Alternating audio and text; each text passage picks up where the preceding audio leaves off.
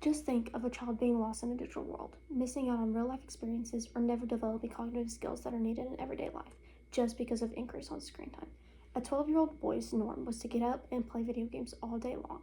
Later on, he was old enough to go to middle school, and just because of the past few years of being contained by screens, he was not able to make relationships or develop academic skills that are needed. Regrettably, this is not the only time a child has developed these habits.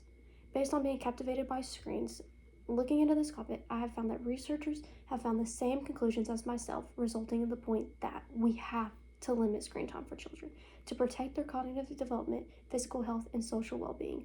Screen times can negatively impact brain growth, sleep problems, and interpersonal skills. While discussing this issue, I ask you to think and acknowledge the issues of children being exposed to screen time for an extended amount of time. We will be looking at what it does to children, how it started in the beginning, and a plan to correct the problems that are becoming more and more common. To start, we will look at what increased screen times are doing to children as a whole. Screen times used for children are affecting sleep patterns, brain growth, and interpersonal skills. Based on screen-based behavior in children is more than meets an eye by Alvin, it states that it's a decline on the brain habits of the children. It states that over half of the kids' brain growth declines just from them using a screen for over 6 hours a day. Secondly, lower sleep quality because of COVID.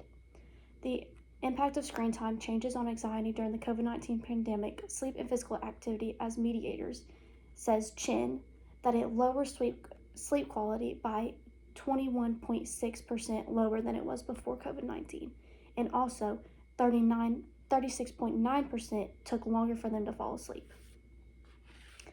Also, increased screen time affects lower interpersonal skills.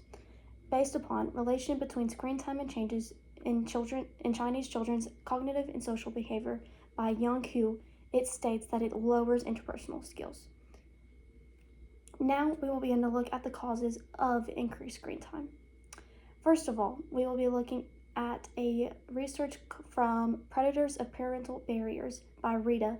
It states that parents' attachment to increased screen time is over 63%, has allowed their children to be on screens for 2 to 6 hours a day, and also 27% of 6 or more hours a day.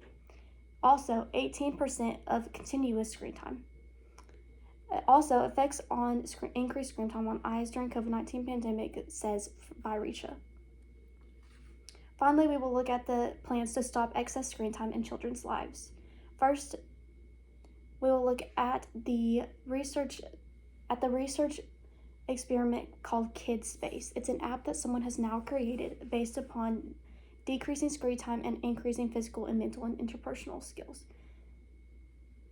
Based upon the researching of Exploring KidSpace in the Wild by Aslan, he states that he's going to use screen times while also increasing physical movement and social collaboration based upon the app called KidSpace.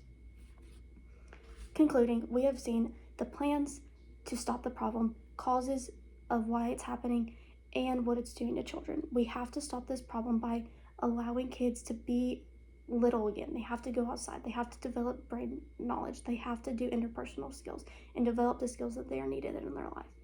With hearing all of these things, I hope that you are able to understand and come with me, just like other researchers have, to stop this problem and the outcome.